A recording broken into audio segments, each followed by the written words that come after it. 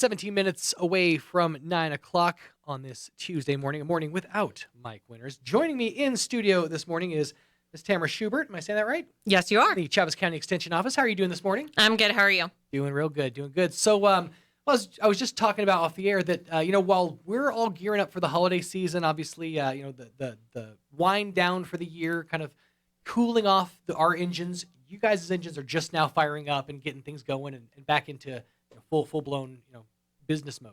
Right. So October starts our new 4-H year. Mm-hmm. So all the kids are busy re-enrolling for their projects and stuff. Right. That's when new members are welcome to join us as well. And we just came off last week, in fact, our Christmas showcase with our extension clubs. Really? Okay. Yep. How'd that go? It was great. We had about 350 people-ish. Awesome. Yeah, so we reached a lot. So if they happen to miss it this year, they can also stop by the office and grab those coveted books that we talked about last time with all the craft ideas and recipes in them. Yes, those, and invaluable around this time of year. Can't tell you how many times you turn to, like, what am I going to do? There's a recipe right there. There's about 70 There's pages about of 1,000. crafts and recipes for them. That's right. Great ideas this holiday season. That's fantastic. So obviously, busy season. October was enrollment. How did enrollment go? Did you guys see a big uptick? So we're open for enrollment until March is Okay. their last deadline. So they have a few months. But if they want to start with projects and stuff like that in January, when we kick off with those meetings, they want to make sure to get their enrollments in early. Gotcha. What are the ages? Whereabouts are the ages? So our Cloverbuds start at age 5. Okay. And then our traditional 4-H come in at 8 and then go through your senior year of high school. Excellent. Yep. Just all sorts of different avenues you can take as far as like 4-H goes. There's craft ideas. There's obviously the agriculture, things like that. There's about 200 projects that you can take with our 4-H depending on what you want to do. So there's animals and indoor exhibits. So if they want to learn about leather craft or jewelry making, if they want to do baking, if they want to do rocketry even, we've got 200 different projects for them. Very cool. Yeah.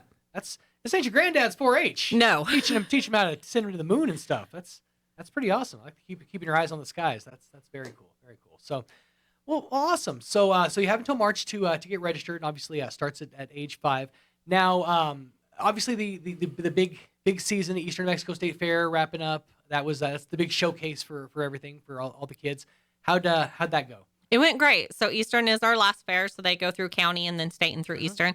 They had a great turnout, great indoor exhibits. And so, like I said, they're just gearing up for that. It's kind of the flip the switch to the new year. Right. As soon as you wrap up, you're like, okay, quick breather, and hit it back. Back There we go. on the road again. Yes. Exactly. And that's one thing you don't think about is the festival circuit, like you say, because you start off the county fair, and working in radio, I didn't realize it until I started working here that there's fairs in the summertime. What's that about? So depending on what livestock that you do, they do jackpot all summer, starting in early spring through summer. So they can travel around the state. They can travel state to state. So there's lots of things for them to do with their animals even during the summer. Sure. Lots of opportunities to show, lots of opportunities to learn. Yes. Absolutely. So you guys are busy. Very cool. So now, So you mentioned some of the avenues that the kids can take as far as like 4-H goes. What do you find most of the kids pique their interest in? What programs do you find get the most attention?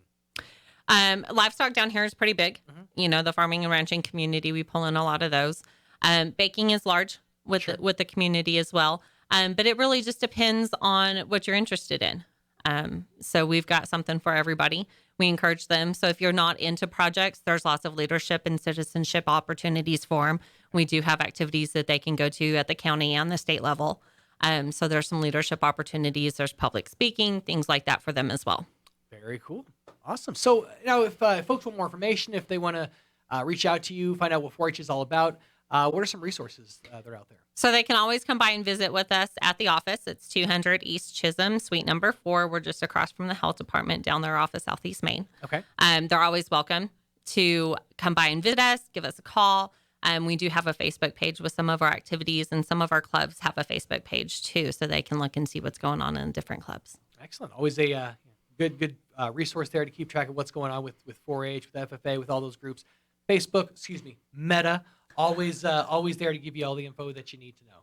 Very cool. So the season, the enrollment season goes through March. Yes. So you got plenty of time to get enrolled.